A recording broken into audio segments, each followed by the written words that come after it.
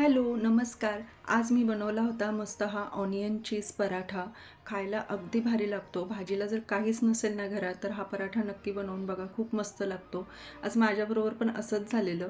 सकाळी डब्याला 2-2 भाज्या बनवल्या होत्या, पण त्यातली एकही शिल्लक राहिली नव्हती आणि हे 2 चपात्याचं पीठ मात्र शिल्लक राहिलेलं. म्हटलं आता ह्याच्याबरोबर भाजी बनवायचा मला खूप कंटाळा आलेला. तर मग काय केलं, मस्तपैकी 2 कांदे घेतले आणि उभे चिरून घेतले. पातळ पातळ स्लाईस करायची अगदी त्याची आणि त्याच्यानंतर हे सगळे कांदे आहेत ना सुट्टे सुट्टे करून घ्यायचे. मी ते बाउलमध्ये टाकल्याच्यानंतर पण व्यवस्थित सुट्टे करून घेतले होते. त्यानंतर ह्याच्यामध्ये आहे ना सगळे मसाले टाकायचे. मी ते आलं लसूण पेस्ट टाकली, हळद, कांदा लसूण मसाला, लाल तिखट टाकलेलं आहे, धना पावडर, जिरा पावडर, चाट मसाला आणि थोडीशी कसुरी मेथी, नंतर कोथिंबीर, कढीपत्ता आणि शेवटी थोडंसं ना लिंबू पिळून घेतलेलं आहे. मीठ लगेच नाही टाकायचं, नाहीतर याला पाणी सुटतं आणि सगळं मिक्स करून घ्यायचं. हे असं सुद्धा तुम्ही भाजीबरोबर तोंडी लावताना खाऊ शकता. त्यानंतर याच्यामध्ये ना मी 1 क्यूब चीज टाकलेलं किसून आणि ते सुद्धा व्यवस्थित असं मिक्स करून घेतलं. त्यानंतर इथे तवा गरम करायला ठेवला आणि पिठाचा एक गोळा घेतला. मस्तपैकी अशी त्याचं चपातीसारखं लाटून घेतलं.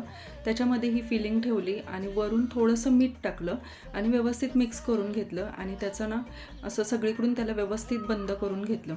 आता हा पराठा लाटताना ना खूप जास्त जोरात नाही लाटायचा, नाहीतर सगळी जी फिलिंग आहे ना ती आतली सगळी बाहेर येते. त्यामुळे हलक्या हाताने अगदी व्यवस्थित असं लाटून घ्यायचा. हे पहा, अशा पद्धतीने थोडासा जाडसरच ठेवायचा, खूप जास्त पातळ पण नाही लाटायचा.